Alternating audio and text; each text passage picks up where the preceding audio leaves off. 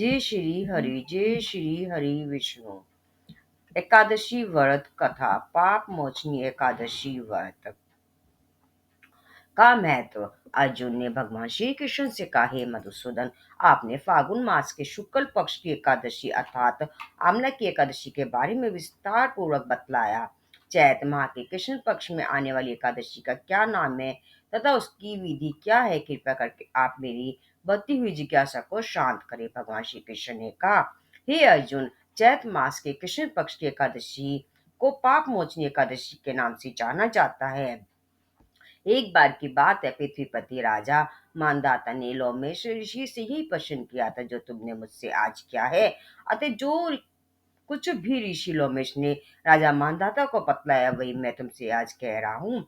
राजा मानदाता ने धर्म के गुरुतम रहस्यों की ज्ञाता महर्षि लोमेश से पूछा कि हे ऋषि श्रेष्ठ, मनुष्य के पापों का मोचन किस प्रकार संभव है। कृपया कर कोई ऐसा सरल उपाय बताए जिससे सभी के पाप सहज ही छूट जाए और उनसे उनको छुटकारा मिल जाए। पाप मोचनी एकादशी व्रत की कथा। महर्षि लोमेश ने कहा, हे नरपति, चैत मास के कृष्ण पक्ष की एकादशी का नाम पाप मोचनी एकादशी है। उसके व्रत के प्रभाव से मनुष्य के अनेक पाप नष्ट हो जाते हैं। मैं तुम्हें इस व्रत की कथा सुनाता हूँ, ध्यान पूर्वक श्रवण करो। प्राचीन समय में चैत्रथ नामक एक वन था, उसमें अप्सराएं किन्नरों के साथ विहार क्या करती थी। वहां सदैव बसंत का मौसम रहता था, अर्थात उस जगह सदा नाना प्रकार के पुष्प खिले रहते थे। कभी गंधर्व कन्या विहार क्या करती थी, कभी देवेंद्र तो अन्य देवताओं के साथ क्रीड़ा क्या करते थे। उसी वन में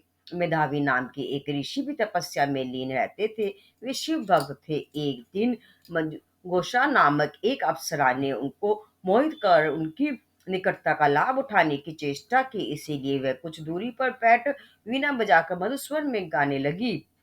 उसी समय शिव भक्त महिषी मेधावी को कामदेव भी जीतने का प्रयास करने लगे। कामदेव ने उस सुंदर अप्सरा को भ्रू का धनुष बनाया, कटाक्ष को उसकी पतंचा बनाई और उसके नेत्रों को घोषा अप्सरा को का सेनापति बनाया। इस तरह कामदेव अपनी शत्रु भक्त को जीतने को तैयार हुआ। उस समय महिषी मेधावी भी युवावस्था में थे और काफी हष्ट पुष्ट थे। उन्होंने योग पवित्र तथा दंड धारण कर रखा था। वे दूसरे कामदेव के समान पतित हो रहे थे।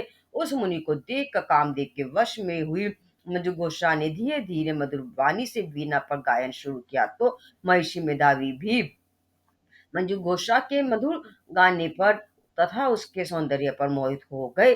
वे अप्सरा मेधावी मुनि को कामदेव से प्रेरित जानकर उनसे आलिंगन करने लगी। महिषी मेधावी उसके सौंदर्य पर मोहित होकर शिव रहस्य को भूल गए और काम के वशीभूत होकर उसके साथ रमन करने लगे। काम के वशीभूत होने के कारण मुनि को उस समय दिन रात का कुछ भी ज्ञान ना रहा और काफी समय तक वे रमन करते रहे।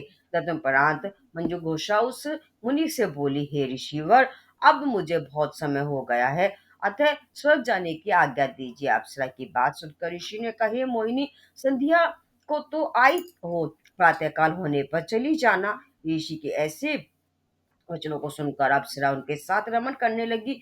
इसी प्रकार दोनों ने साथ साथ बहुत समय हो गया, अतः स्वर्ग जाने की आज्ञा लीजिए।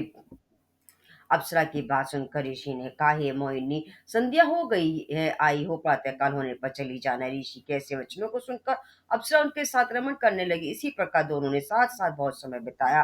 मंजू घोषा ने एक ऋषि से कहा, हे विप्र, आप मुझे स्वर्ग जाने की आज्ञा दीजिए। मुझे मुनि ने इस बार भी वही कहा, हे रूपसी, अभी ज्यादा समय व्यतीत नहीं हुआ है, कुछ समय और ठहरो। मुनि की बात सुनकर अप्सरा ने कहा, हे ऋषिवर, आपकी रात तो बहुत लंबी है, आप स्वयं ही सोचिए कि मुझे आपके पास आए कितना समय हो गया है, अब वो ज्यादा समय तक ठहरना उचित नहीं है।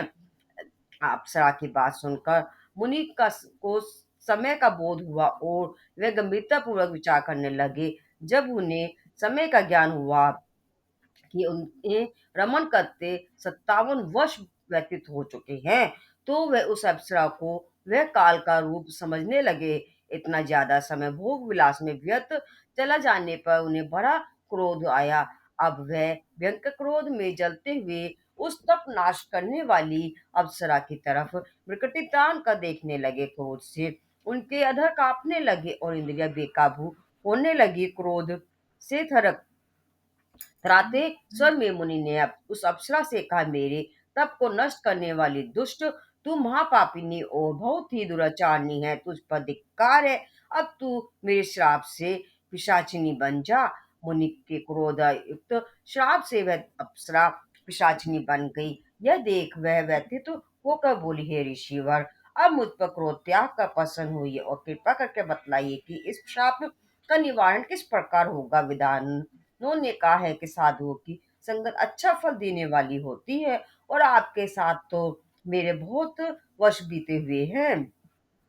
अतः आप मुझ पर प्रसन्न हो जाइए, अन्यथा लोग कहेंगे कि एक पुण्य आत्मा के साथ रहने पर मंजूषा को पाप शनि बनना पड़ा। मंजू घोषा की बात सुनकर मुनि को अपने क्रोध पर अत्यंत गलानी हुई और साथ ही अपनी अपकीर्ति का भय भी हुआ। अतः पिशाचिनी बनी। मंजू घोषा से मुनि ने कहा, तूने मेरा बड़ा बुरा किया है, किंतु फिर भी मैं तुझ पर इस श्राप से मुक्ति का उपाय बतलाता हूँ। चैत मास की कृष्ण पक्ष की जो एकादशी है उसका नाम पाप मोचनी एकादशी है।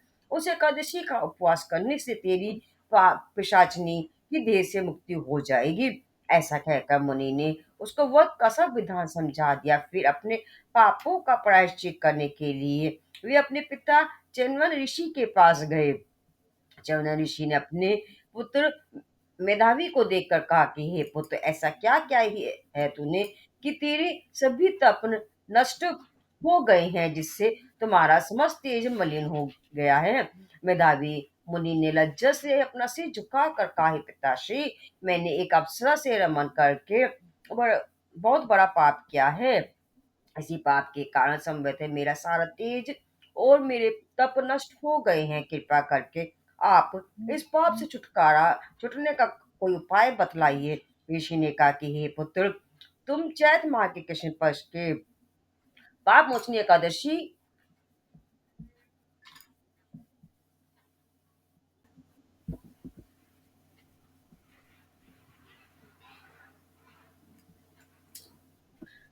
का विधि तथा भक्ति पूर्वक उपवास करो। इससे तुम्हारे सभी पाप नष्ट हो जाएंगे। अपने पिता च्यवन ऋषि के वचनों को सुनकर मेधावी मुनि ने पाप मोचनी एकादशी का विधि पूर्वक व्रत किया। उसके प्रभाव से उनके सभी पाप नष्ट हो गए। मंजुघोषा अप्सरा भी पाप मोचनी एकादशी का उपवास करने से पिशाचिनी की धीर से छूट गई और पुनः अपना सुंदर रूप धारण कर स्वर्गलोक को चली गई।